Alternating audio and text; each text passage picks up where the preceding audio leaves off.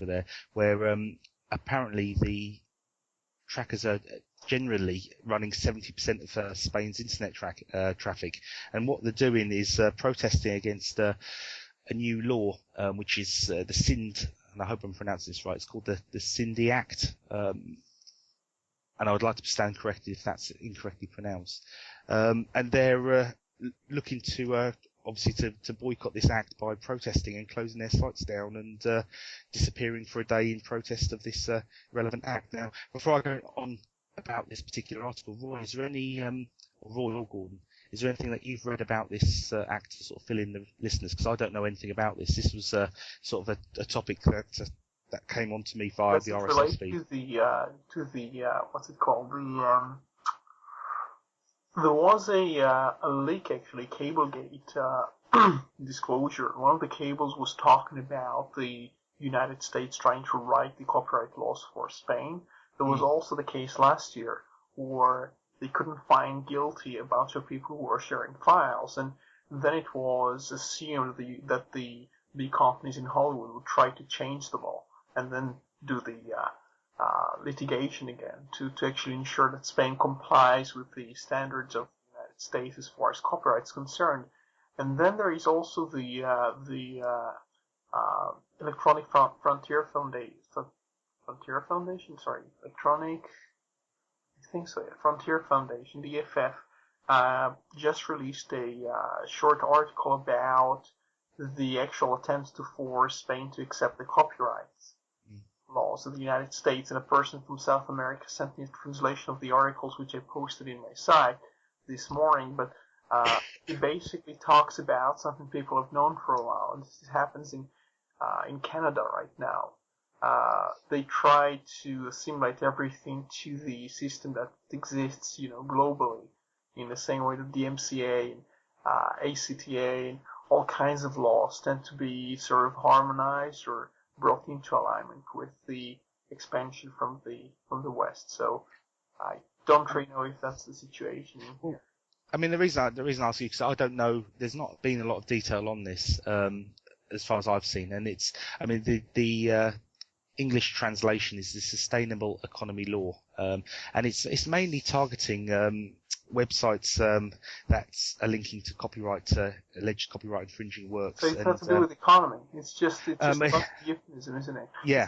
It's not digital what's the Digital Economy Act or something? It's just completely.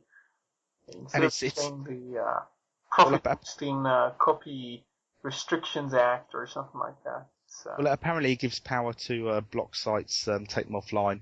I had a bit of a joke with Gordon earlier because he was talking about one of his new projects and mentioned the word torrent, and I said that word now seems to get your domain name seized off you and your site taken down regardless of what context it's used in.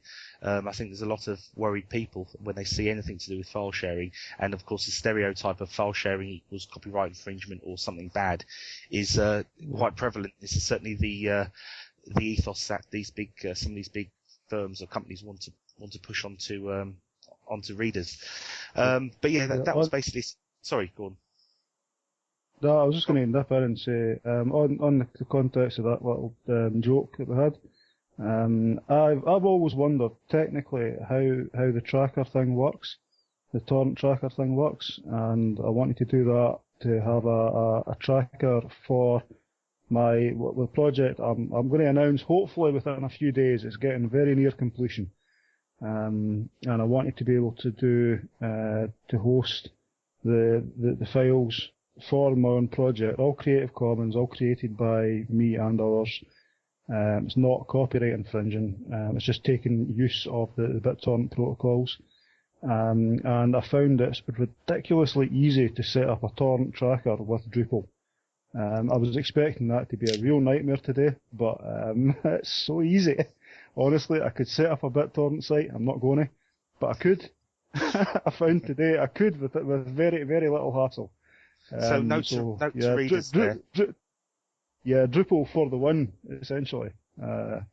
Sorry, carry on. So, well, I was just going to say very quickly, a note to our listeners now is get yourself over to thistleweb.co.uk very quickly, because now he's mentioned the torrent word more than once, he's going to be taken down very shortly. So yeah, but best of luck with that.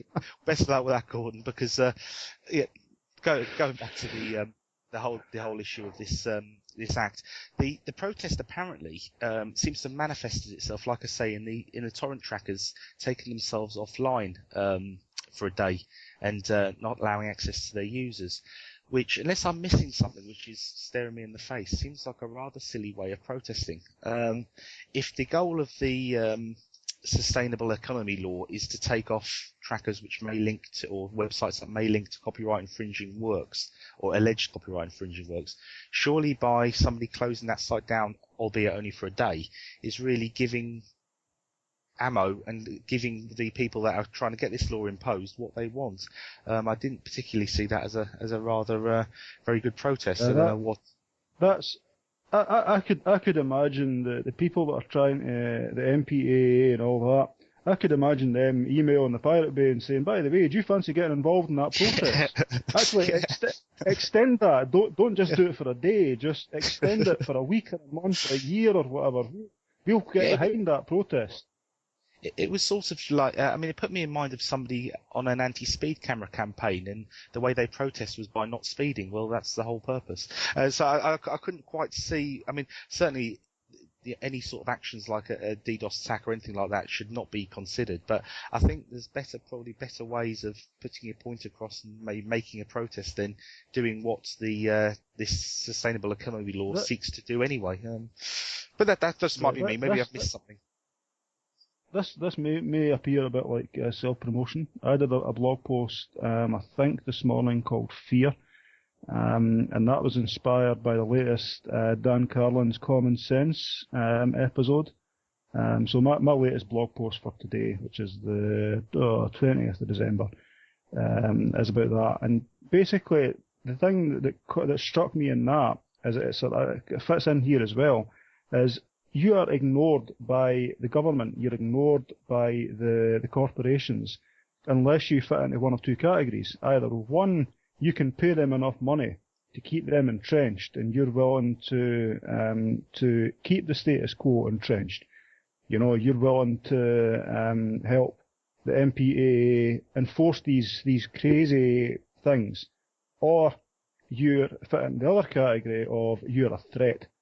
And likes of WikiLeaks comes in as a threat because it's exposing information that they would rather you didn't know, that you're being hoodwinked, or that you're seeing information that, for example, Hollywood pretty much writes a lot of these domestic laws in Spain and other countries to do with intellectual property and all that. So unless you fit into one of two categories, you're ignored. If you're a threat, it depends about how you protest. If you're, what he pointed out was the LA riots after the Rodney King story, and the fact that the officers were acquitted, and the media were just ignoring genuine, justified anger by the people. And then the student protests in London was again basically being ignored, but the riots, for all the bad side, they forced the people in charge to sit up and take notice, because it's something that's a threat to them. So anyone, the more that people draw attention to all these things, and the more that people just refuse to sit down and take it, refuse to be cowed by websites going offline and all of that, when they refuse to sit down and take it, the more that chance that the people in power, the people who are making these decisions, have basically, they've got no choice but to sit and take it. And I'm starting to ramble now, so no, not at all. Well, I could just tack on to the very end of that, just something very quick, and I don't suppose there was any comment needed for me to view to, because it's really more of a just point of interest, and it's to do with the UK and Twitter. It appears that a UK judge has deemed that Twitter can be used in the courtroom. I'm reading an article here from it's linked on it's linked on Google News, and it's just basically saying, and there's nothing really groundbreaking here, but it's Lord Chief Justice Lord Judge said decisions over the use of microblogging websites can be made on a case-by-case basis depending on the risk of interference to the proper administration of justice. That's in relation to using Twitter in the courtroom. What a lot of people who are not from the UK might not be aware of is TV cameras